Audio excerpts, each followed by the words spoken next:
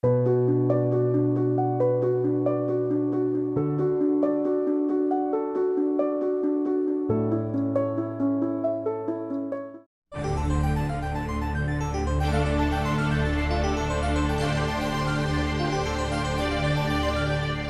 I'm Dr. David Weed, coordinator of the Sowams Heritage Area Project.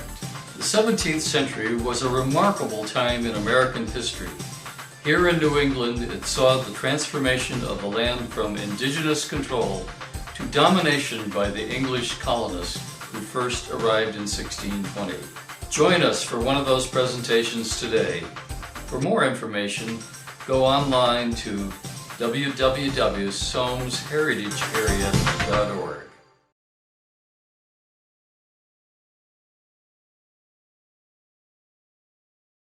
Please join me in welcoming Dr. David Weed to speak about the Sowams Heritage. Thank you for inviting me. It's really nice to be among friends. What I want to do is just give you a brief introduction to this Sowams Heritage Area project that we've been working on now. Goes back 7 years for me, but things are really ramping up. And is anybody at one of the community conversations over in Seacock? Yeah, thank you. Yeah, several of you. Thank you. So we'll talk a little bit more about that toward the end. But just to give you some introduction in terms of how I got involved in this, this is at the top, Burrs Hill Park in Warren. Anybody ever been there? It's across from the town beach. Good. Nice place, great place to stop if you're ever in Warren. Just go down Water Street and you'll get there. I live back up in there. I can oversee the park when the leaves aren't on the trees. And I lived there for 40 years and never had any idea what that place was. Until in 2017, as you can see, they excavated a site there and put a monument there to Usamequin, who you remember is Massasoit, okay, who met the Pilgrims in 1621 and changed the course of history in America, okay? They put him back here in 2017. I went over there and you'll hear the rest of the story. I also missed the fact that over the door of Town Hall in Warren is this plaque, and close up to that you see the word Sowams 1621. I never looked up. I had no idea it was there, and had I looked up, I wouldn't know what it meant. That's the name of Warren, the first name of the town, okay, until 1747 when it became part of Rhode Island. It was Massachusetts then. Okay?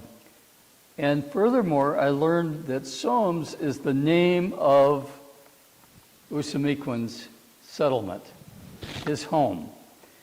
And it is an area that extends from Providence down to Bristol, but also Seekonk, Rehoboth, Swansea, and Somerset. Those 9 towns, or what we call towns today, they weren't towns then, is the territory that Usamequin occupied during his lifetime, but also his tribe, the Pokanoket tribe. Anybody heard of Pokanoket? Good, okay. We all hear Wampanoag. I'll explain a little of that later. But that tribe had been in place there for approximately 10,000 years. Anybody have any idea why they weren't there before 10,000 years?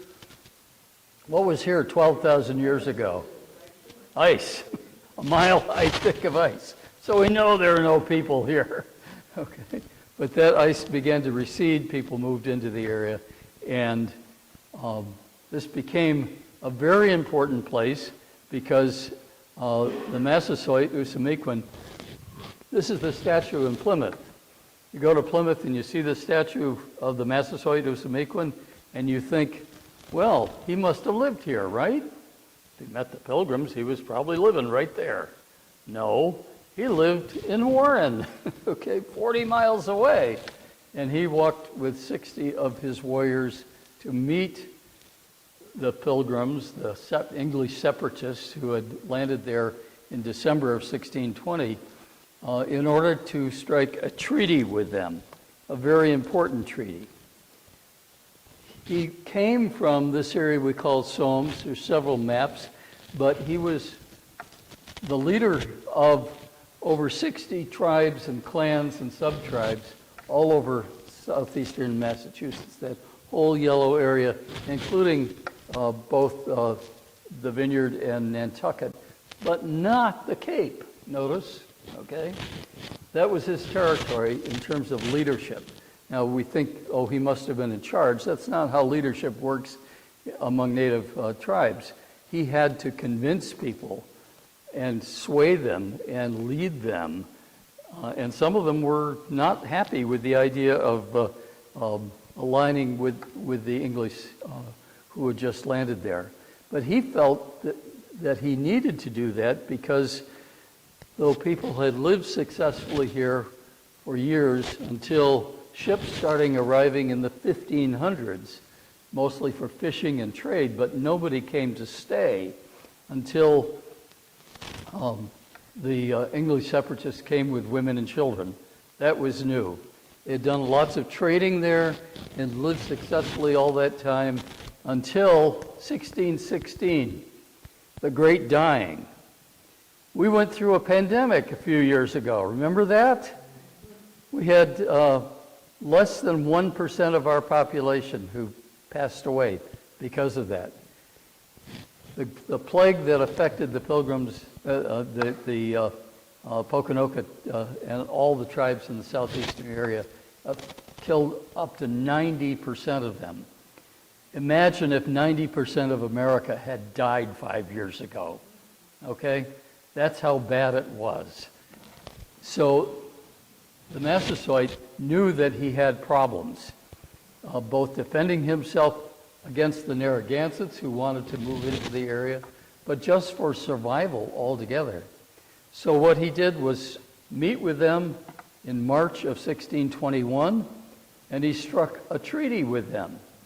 How many people have heard of this treaty?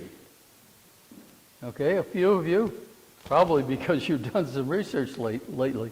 This is more important than the Constitution, but nobody knows anything about it. Okay, we don't teach it in school, we don't celebrate it.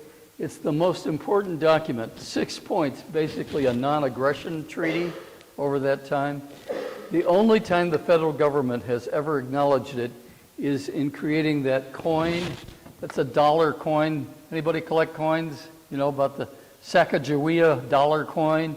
Look on the other side of some of them, not all of them. They have the Wampanoag Treaty, misnamed because that name Wampanoag didn't exist in 1621. It's really the Pokanoket Treaty. But that treaty resulted in the survival of the English, the 50 who survived over that winter, and of the Pokanoket tribe. Okay?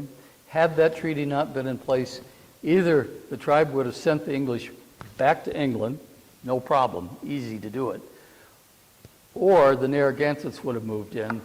And guess what? You and I wouldn't be speaking English, we'd probably be speaking French or maybe Algonquin if we lived here.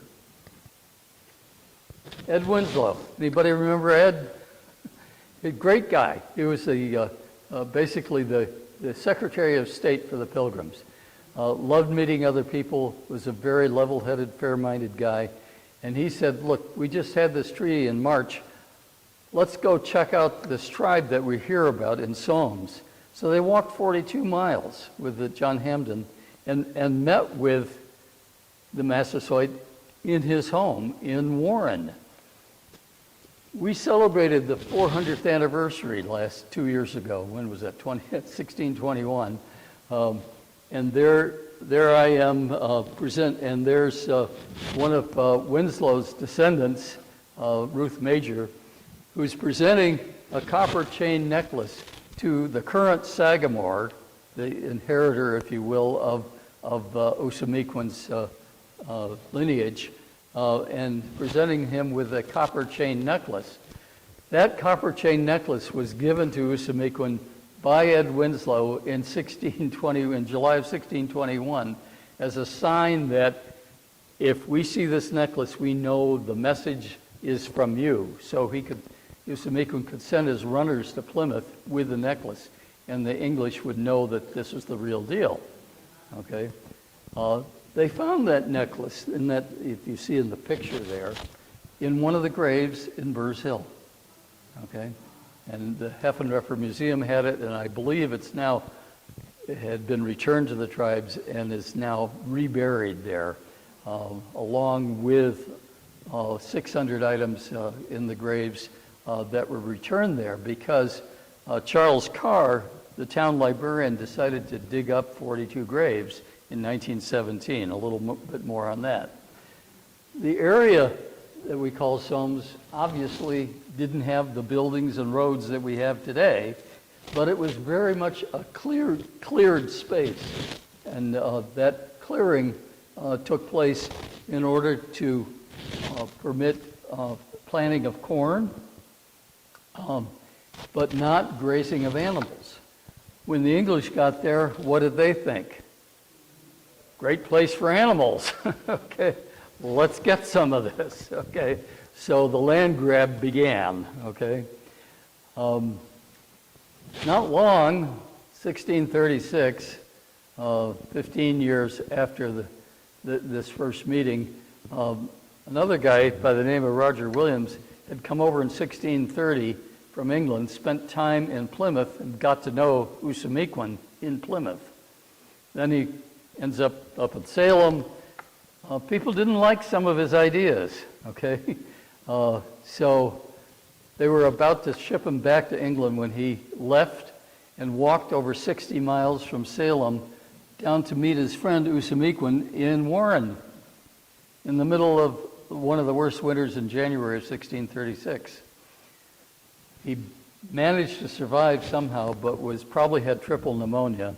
Usamequin's warriors met him and took him to a place just over the Swansea line, just north of Warren. You know where Johnson's Market is? Quarter mile east of there. If there weren't trees there, you could see this rock, Margaret's Cave, which was, we believe, the winter settlement of Usamequin. And he and probably one of his wives named Margaret took care of Roger Williams. He records one sentence: "I spent 14 weeks knowing not bed or board over that time." So we knew he was met there, kept alive there. Had he not survived that winter, Providence wouldn't be here, Rhode Island wouldn't be here, and much of America's freedom of religion wouldn't have happened, okay? That's how important that meeting was. You can still find some evidence of that. Anybody been to the Roger Williams Spring on Roger Williams Avenue? Yeah. You can barely find it. It's way back, away from the street. One little sign there that tells you where it is. But if you look, it's there.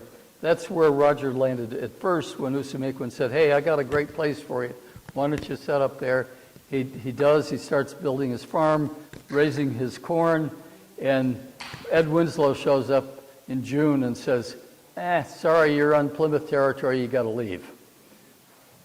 So he obviously couldn't take his corn with him.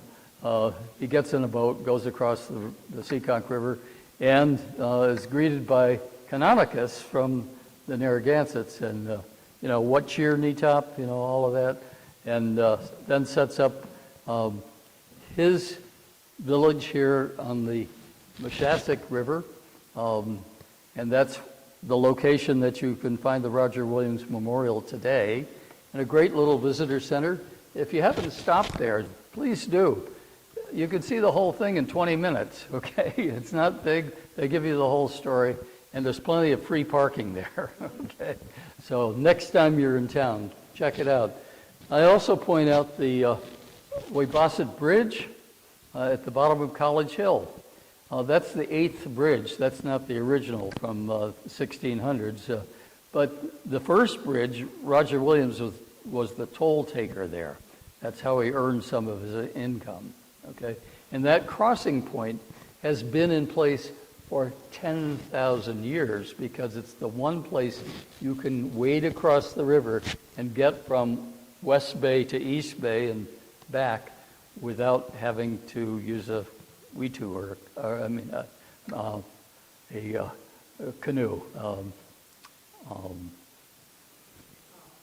Not far from there, and only a few years later, a group from Weymouth decided that they're going to come down here and negotiated sale of land and bought a 64 square mile area called, what's the name of it?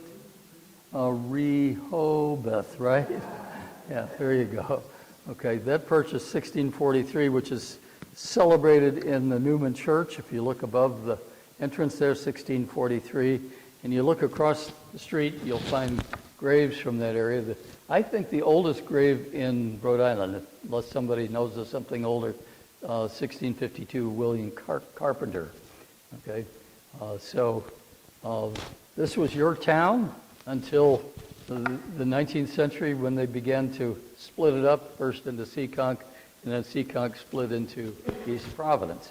But it's still really Rehoboth, right? All the way to the river. I figured you'd agree with that. And you know about the Ring of the Green. I don't have to explain that, but fascinating. I took the map and put it over the current map, and it matches up perfectly. Great real estate there because everybody had access to water. This is the 10-mile river here and over there. And then in the center, access to the common, where you could keep your animals at night, and they only had to pay one person to stay up to keep the wolves away. Okay, if I was selling real estate, I'd want to have this piece of property. Okay, great place. And then I hope you've all been to Hunt's Mills, not far from there. Mills started in 1643, which really began to provide both the grain and the woven products that people needed at that time. And lo and behold, there were people right around the corner. I think that's right down the street there, right here in this part of Rehoboth. So settlement had begun. But you notice the blockhouses there. What are those for? Protection from the native people here who were not too happy, particularly by the 1670s, with English settlement. Why? Because the English, particularly after I wouldn't blame it on the Plymouth people. They were pretty much okay for the first 10 years or so. But when 1,000 people came over in the Great Migration from England and landed basically in Boston, and then had families, and they needed more and more and more land, and the next thing you know, the people who have been living here for 10,000 years are being pushed out and really not treated well at all. And that's very well documented. So this group of settlements that surrounded Sowams, you had settlements over here in Providence and the Blackstone, over in Warwick, Swansea, all across here, and then settlements down in Newport. Basically, the Poconokeets were confined to Tecumseh, which is the Bristol Peninsula, and they were reduced from about 7,000 to about 700, and the sense was that if they didn't do something, they would be gone in another 10 years. Okay. And it wasn't just Philip, the Massasoit's youngest son, who decided to go to war. We think pretty much that the warriors themselves started by rifling some of the farms and burning a couple fields on June 20th in 1675. But it didn't take long before the colonists came in, and the next thing you know, you had a war that lasted for 14 months and that really changed the whole face of New England. That anniversary, by the way, is coming up in 25, That'll be the 350th anniversary of King Philip's War. And I'm not going to spend a lot of time tonight going over it, but you could see that it really enveloped nearly all of Massachusetts, except for Boston was pretty much spared, and Newport, but it included parts of Connecticut, all of Rhode Island, and resulted not only in the death of Philip at Mount Hope, but also the enslavement of the remaining 400 or so warriors who weren't killed outright. I mean, they were just taken up to Boston Common and shot. But they were shipped to Barbados, which many of them thought was worse than being killed, because they were enslaved in a land that they knew nothing about. Some of those people have survived to this day. You can still see remnants of the war. I don't know if you've ever visited the Miles Garrison marker. It's in the little corner of Swansea. It's still there. We're trying to get a marker put there. Or gone up to Mount Hope to see where Philip was killed. I'm sure you've all been to Anawan Rock, right? You can't live in Rehoboth without knowing about it. And that was kind of the final battle when Benjamin Church confronted Anawan, the last great warrior leader there, and stayed up all night talking, swapping war stories, and then he sent him off to Plymouth thinking he'd be okay, and then of course he was hung, and that pretty much ended not only the war but changed the whole face of indigenous people over New England, and there's a long story in terms of their survival. But the purpose of the Sowams Heritage Area is to make this history better known so people understand what happened here, what the significance is, and to point out some of the places. Just across from Johnson's Market, you'll find King's Rock. We have a marker there now. And across the street, there's what we believe to be a perched or balanced rock that was on Sacham's Knoll, and Otter's been there. Whether it's the original rock or not, it represents what's often done with ceremonial stones, which to put them on high places and give them ceremonial significance. But there are major rocks, Abrams Rock behind Swansea Town Hall, of course Mount Hope that you can get to today, and then up at Newtoconnicut Hill, a place where native tribes would gather. Notice that native places of significance are all in stone. Europeans love to build things out of stone and carve them and mark them. People who lived here find things that are stones and give them significance. They do not deface them or carve them or pile them up except for a few ceremonial rocks that they might have. You could talk to Otter sometime about all the significance of stones in this area, but if you're going to discover native people, you need to discover stone, okay, and understand what significance it was given.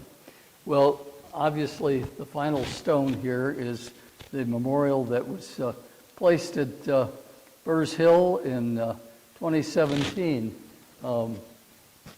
because our town librarian, Charles Carr, in 1913 decided that rather than have people continue to loot the graves that were, native graves that were in what was at that time a gravel pit for the railroad, he got permission and exhumed 42 grave sites, sent things to the Hay Museum in New York and to Heffenreffer, and kept a few things at the George Hale Library.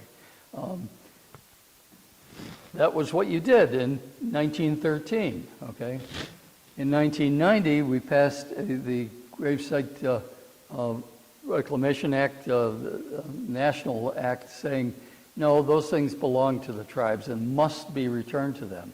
So a group from the Cape started going to those museums, the federally recognized tribes, and demanded those things back.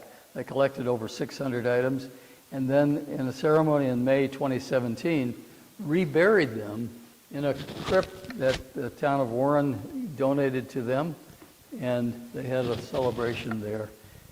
Now that Usamiquan and all those buried in what was the royal burial ground, this was for the leaders of the Pokanoket tribe, they had been returned, hopefully forever, that will not be disturbed.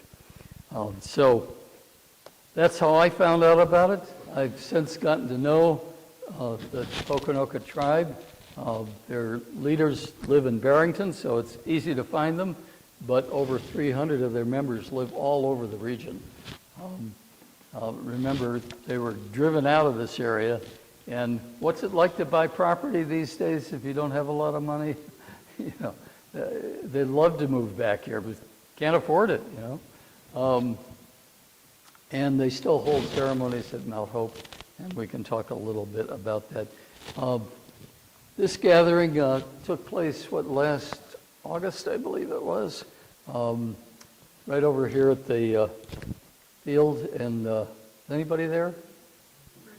Hey, Chelsea. Chelsea was there, right. But that was not only Pokanoket, but also Seekonk, Pocasset, and I think some Wampanoags are there and other tribes.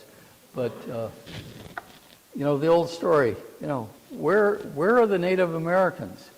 And, you know, and you say, well, wait a minute. They don't all run around in their regalia. Okay, come on. They look like everybody else, okay? You run into them all the time in the grocery store. You just don't know they're Native, okay? So this is helping them to emerge and tell their story. Put on your calendar August 4th. It's a Sunday at Burrs Hill Park in Warren, and we'll have our 3rd annual Pokanoket Heritage Day. You get to meet them all, learn some of their crafts and skills, join in some of the dances, and listen to their story. So this is a way that we're helping people learn about the tribe. Furthermore, when you leave, on the table back there with Chelsea, you will find copies of a brochure like this that has a map. It's the same map that's on the Sowams Heritage Area webpage. That's an interactive map. You click on any of these and it takes you there. Okay, you can't do that on a piece of paper, but there are over 50 sites here, and you'll learn about those. There's a whole sheet describing the project we're doing to create a national heritage area. How many people have been to the Blackstone Heritage Area? Yeah, well, more than I thought. I never knew a thing about it. I never knew heritage areas existed. There's 62 of them around the country, and we want to make this the 63rd. Okay, it's a designation by Congress with the assent of the National Park Service, and we're in the process of finishing up a feasibility study with them, and we're now approaching 5 congressional senatorial delegations, okay, because we've got to get them behind this. They're the ones that enter the bill. It's an inexpensive program. You get $500,000 a year, okay? What's that in the federal government? They don't even note $500,000. What's that? It's nothing, you know. The whole program across the country is about $30 million for all 62. But what it does is stimulate tourism, local business, local education, local arts, okay? It's really a way of each area getting to know itself better, but also to tell their story to the rest of the people. Not just in the region, not just in the country, people around the world, okay? There's a lot of interest in Europe and Japan, believe me. My website, I'm constantly, it tells you where people logged in from. China, India, I get all kinds of stuff. People are more interested in Native Americans outside of the United States than they are inside. Okay, so interesting stuff. And then finally, you can pick up, I've got a whole series of tour guides, but I brought you the one for Seekonk and Rehoboth, and that's something you can put in your car. It's got all the sites on it, little descriptions, pictures, and a map. Okay? So if you don't know what was here 400 years ago, take a look. Okay, I think that's all I have to say. Did I stick to my 20 minutes? Close enough, huh? Okay. Well, thank you very much.